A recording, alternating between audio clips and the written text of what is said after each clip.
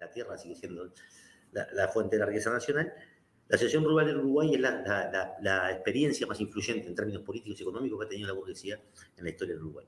Bueno, se funda en 1870, igual que el sindicato tipográfico, primer sindicato, bueno, digamos, sí, entonces. Es decir, en paralelo al surgimiento de la Asociación de la Burguesía aparecía el movimiento obrero organizado. Del mismo modo, si uno quiere reproducir esta lógica escolarizante que dice que Uruguay siempre ha sido una república democrática, que no sé qué, ¿no?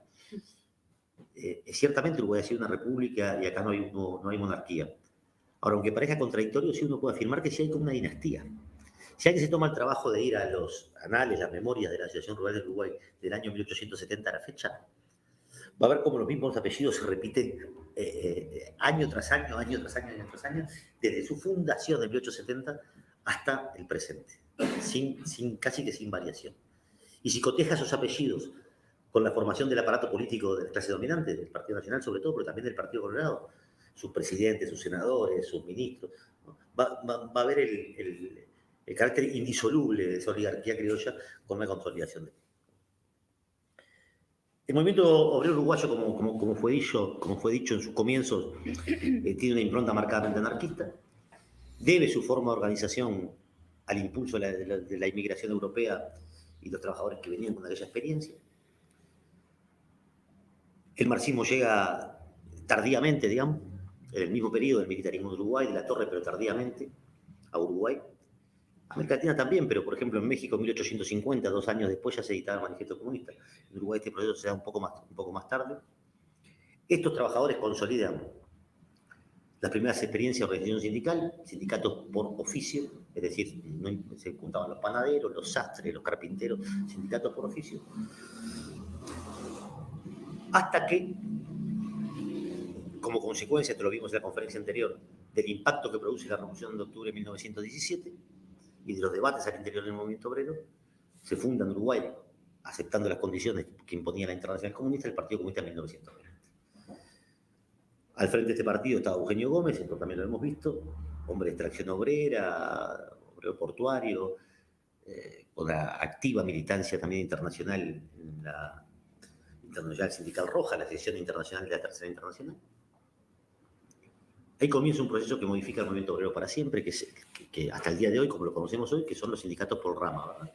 Los grandes sindicatos por rama, lo que aumenta significativamente la fuerza de los trabajadores, su capacidad de presión, de parar, de afectar los intereses del capital. Nada en la historia del Uruguay puede entenderse, en nuestra opinión, sin entender el rol de los trabajadores y sobre todo sin entender el rol de los marxistas, el rol de los comunistas en las organizaciones de los trabajadores. Por lo menos en el siglo XX no hay forma de entender lo que ha pasado en la historia del Uruguay sin entender eso, el rol de la clase obrera y el rol de los comunistas en la clase obrera. Durante esos años, los años de Gómez, el sindicalismo adquiere la forma de un sindicalismo de clase. Esa consigna que nosotros hoy retomamos de clase contra clase, esa consigna es una consigna de esa época, en donde el movimiento obrero se autopercibía a sí mismo, como lo hemos dicho muchas veces, como un sujeto social de transformaciones portador de un proyecto histórico propio de los trabajadores, en confrontación con el proyecto de la burguesía. Al mismo tiempo, ese movimiento obrero, en sus definiciones programáticas, en sus discursos, en sus reivindicaciones públicas, establecía, además de las condiciones materiales concretas, la reducción de la jornada de trabajo, mejores salarios, en fin, abordaba cuestiones que hoy el movimiento sindical ha abandonado, dejado por el camino, o por lo menos, ¿no? Las estratégicas, es decir, la del internacionalismo proletario, el apoyo a las revoluciones en el mundo, la de una sociedad sin explotados y explotadores, no de forma declarativa, sino el movimiento obrero operando en la realidad para avanzar en esa dirección, y otro conjunto de cosas que hacían a la cuestión obrera. Lo hemos dicho también, pero el autodidactismo, el mutuo didactismo, la alfabetización de los trabajadores, la industria frigorífica, por ejemplo, fue una industria madre, la Federación de la Carne llegó a tener grupos filodramáticos, cuestiones de la época, ¿no? Escuelas de oficio dentro del sindicato, 3 grupos de teatro. Los estatutos del sindicato colocaban al responsable de la biblioteca después del presidente. Se elegía el presidente y el segundo más votado era el responsable de la biblioteca. ¿No? Es decir, para ver la jerarquía o la centralidad que tenían esas tareas en la formación de aquel movimiento obrero. Clubes deportivos de todo tipo, en fin, insisto, todos los aspectos que hacían la cuestión obrera estaban colocados en la conformación de aquellos sindicatos.